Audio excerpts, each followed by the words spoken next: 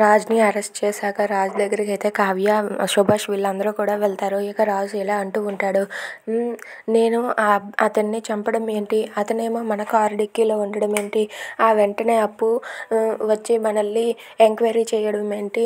అలాగే అది తెలిసిన వెంటనే మీడియా రావడం ఏంటి? ఇదంతా పక్కా ప్లాన్ ప్రకారమే జరిగింది అని చెప్పి రాజు అంటూ ఉంటాడు. అది వినగానే కావ్య కూడా అవునండి అని చెప్పి అలా ఆలోచిస్తూ ఉంటుంది. కావాలనే ఇదంతా కూడా అనామిక చేసిందని చెప్పి రాజు అంటూ ఉంటాడు. దాంతో సుభాష్ కూడా అవునా అని చెప్పి అలా ఆలోచిస్తూ ఉంటారు. అలా వాళ్ళు అక్కడి నుండి ఇంటికి వెళ్తారు. ఇక అక్కడికి అనామిక వచ్చి ఇలా అంటూ ఉంటుంది. నాకు కాబోయే భర్తని చంపాలనుకున్న నీ భర్తని నేను ఈ జీవితంలో వదిలిపెట్టను. తనకి ఉరిశిక్ష పడేలా చేస్తాను అని చెప్పి అనామిక అంటుంది. అది వినగానే అక్కడ ఉన్న కావ్య ఇలా అంటూ ఉంటుంది. నిజం నిప్పు లాంటిది. చీకటి గదిలో ఉన్నా సరే ఒక్క గాలి తగిలితే చాలు ఆ చీకటి మొత్తాన్ని తరిమేస్తుంది.